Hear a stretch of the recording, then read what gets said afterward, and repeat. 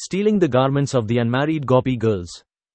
According to Vedic civilization, unmarried girls from 10 to 14 years of age are supposed to worship either Lord Shiva or Goddess Durga in order to get a nice husband. But the unmarried girls of Vrindavana were already attracted by the beauty of Krishna. They were, however, engaged in the worship of Goddess Durga in the beginning of the Hemanta season, just prior to the winter season. The first month of Hemanta is Agrahayana, October to November, and at that time all the unmarried Gopis of Vrindavana began to worship Goddess Durga with a vow. They first ate Havishyana, a kind of food prepared by boiling together mung dal and rice without any spices or turmeric. According to Vedic injunction, this kind of food is recommended to purify the body before one enacts a ritualistic ceremony. All the unmarried Gopis in Vrindavana used to daily worship Goddess Katyayani early in the morning after taking a bath in the river Yamuna. Katyayani is another name for Goddess Durga. The goddess is worshipped by preparing a doll made of sand from the bank of the Yamuna. It is recommended in the Vedic scriptures that a deity may be made from different kinds of material elements. It can be painted, made of metal, made of jewels, made of wood, earth or stone, or can be conceived within the heart of the worshipper. The Mayavadi philosopher takes all these forms of the deity to be imaginary, but actually they are accepted in the Vedic literatures to be identical with either the Supreme Lord or a respective demigod. The unmarried Gopis used to prepare the deity of Goddess Durga and worship it with candana pulp, garlands, incense, lamps and all kinds of presentations, fruits, grain and twigs of plants. After worshipping, it is the custom to pray for some benediction. The unmarried girls used to pray with great devotion to Goddess Katyayani, addressing her as follows: O Supreme External Energy of the Personality of Godhead, O Supreme Mystic Power, O Supreme Controller of this material world, O Goddess, please be kind to us and arrange for our marriage with the son of Nanda Maharaja, Krishna. The Vainavas generally do not worship any demigods. Srila Narottama Dasa Thakura has strictly forbidden all worship of the demigods for anyone who wants to advance in pure devotional service. Yet the Gopis, who are beyond compare in their affection for Krishna, were seen to worship Durga. The worshippers of demigods sometimes mention that the Gopis worshipped Goddess Durga, but we must understand the purpose of the Gopis. Generally, people worship Goddess Durga for some material benediction. Here, the Gopis prayed to the goddess to become wives of Lord Krishna.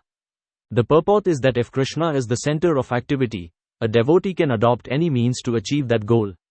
The Gopis could adopt any means to satisfy or serve Krishna. That was the super excellent characteristic of the Gopis. They worshipped Goddess Durga completely for 1 month in order to have Krishna as their husband.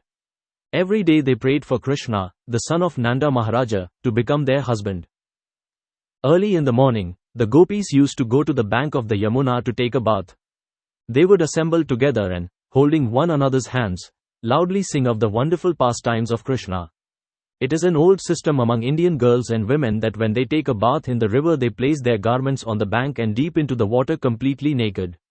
The portion of the river where the girls and women bathe was strictly prohibited to any male, and this is still the system. The Supreme Personality of Godhead, knowing the minds of the unmarried young Gopis, blessed them with their desired objective. They had prayed for Krishna to become their husband, and Krishna wanted to fulfill their desires.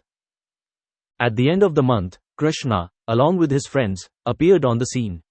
Another name of Krishna is Yogeshwar, or master of all mystic powers. By practicing meditation, the yogi can study the psychic movement of other men, and certainly Krishna could understand the desire of the Gopis.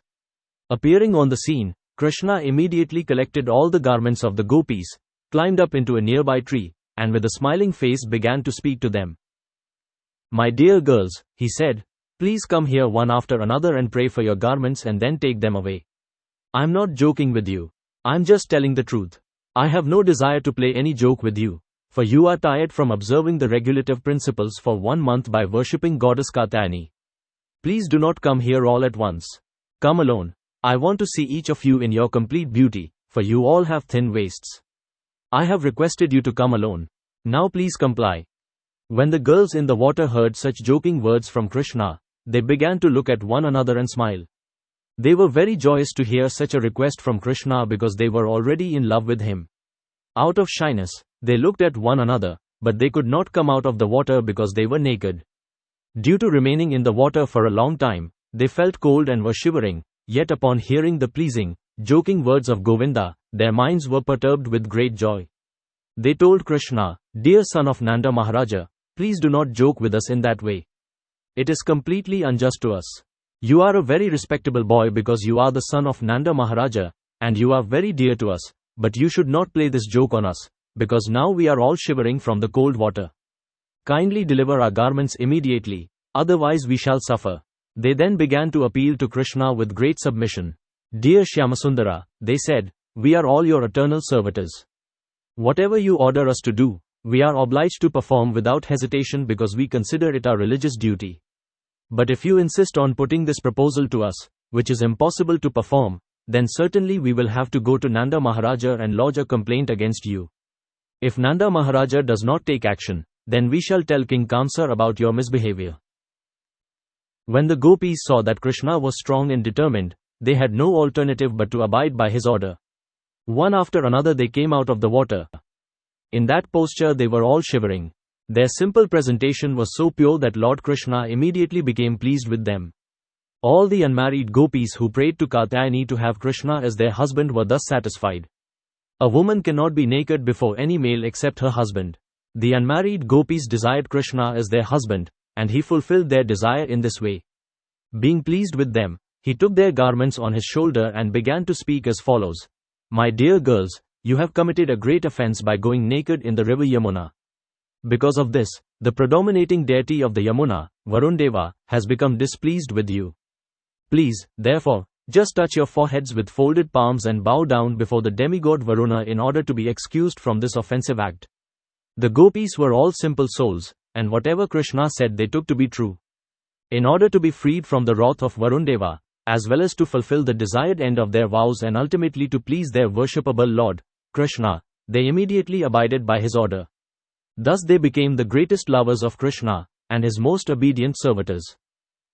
Nothing can compare with the Krishna consciousness of the gopis. Actually, the gopis did not care for Varuna or any other demigod. They only wanted to satisfy Krishna.